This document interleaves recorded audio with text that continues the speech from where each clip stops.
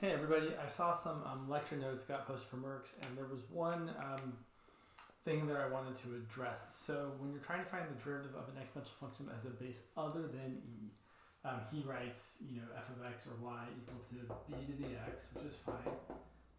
Usual limitations on b, meaning b is greater than 0 and not equal to 1. The derivative of this is definitely worth memorizing.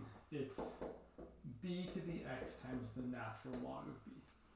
Now there's actually three good ways of doing this. My favorite way is the following. You say, I want to find the derivative of y equal to b to the x. In fact, let's just use a real number. Let's say 3 to the x.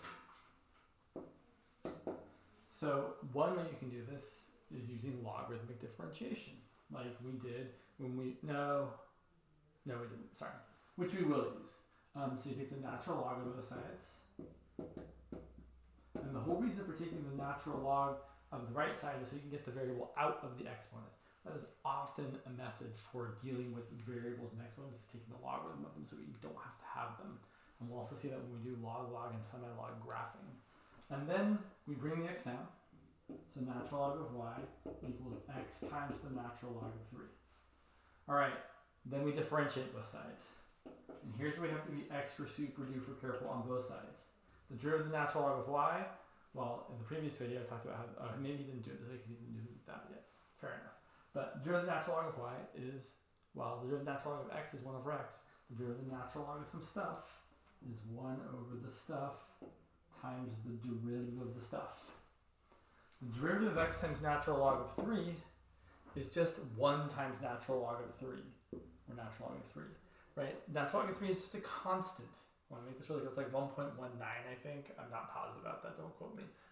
Right? You know that if your function is like 7x, your derivative is just 7, right? This is a line with slope 7. The derivative of that line is just 7.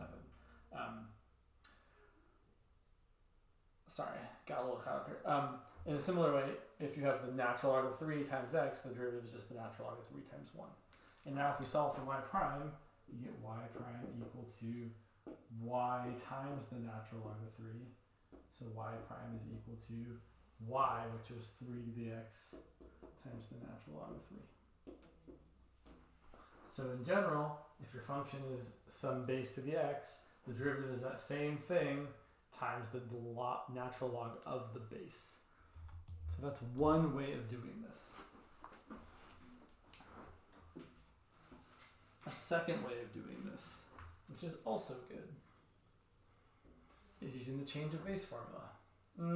Is that really an option? Am I just kidding myself? I think I am just kidding myself. Yeah, you can't really just, that's what I'm thinking of taking the derivative of logarithms with different bases, which you might as well do now than that. The other way that you can do this derivative is what he did in class. You can say y equal to 3 to the x is the same as y equal to e to the natural log of 3 to the x, which is equal to e to the, bring the x down, x times the natural log of 3. Now I'm going to take the derivative of e to the stuff. The derivative of e to the stuff is e to the stuff times the derivative of that stuff. But just like we said before, if you're taking the derivative of x times a constant, you just get the constant. So this is going to be e to the x times natural log of 3 times 1 times natural log of 3, which doesn't look quite the same as that until we remember that e to the x times natural log of 3 is just 3 to the x. So y prime really is 3 to the x times natural log of 3. And that's how I would do that. On the flip side, might as well say it since we're already here. If you're taking the derivative of a logarithm with a different base, then you can use the change of base formula. If you're taking the derivative of, say, log base 2 of x, instead of doing something crazy, we would just say, oh, well, that's the same as the derivative of the natural log of x, log base e of x, over the natural log of 2. But natural log of 2 is just a constant. So this is really the derivative of this constant, 1 over natural log of 2, times this function, natural log of x. And when you differentiate a constant times a function, you get the constant times the derivative of that function. So you get 1 over, we usually write it as 1 over x times natural log of 2. So more generally, the derivative of log base b of x is 1 over x times the natural log of b. So it's interesting, when you change the base to something else for an exponent, for f of x equal b to the x, the derivative is b to the x times the natural log of b. When you change the base for a logarithm, instead of multiplying by natural log of b, you end up dividing by natural log of b, or multiplying in the denominator, which is dividing. All right, the last thing I wanted to say, he did do an example of logarithmic differentiation. He did the derivative of x to the x. You can't use the power rule. You can't use the exponential rule because your base isn't a constant. Your base is not 3. Your base is x. It's a variable. So we differentiate something like x to the x. I'm going to do a slightly different example. Let's say we're doing, what's a good one? Let's do, sorry, I have to think about this. Let's do f of x equal to sine of x to the x. So I want to differentiate that. First, I want to write it as y equal to sine of x to the x. And then I want to take the natural log of both sides. Again, I want to get the x out of the variable there. So natural log of y equals the natural log of sine of x to the x. And then I'm going to bring the x down. So natural log of y equals x times the natural log of sine of x.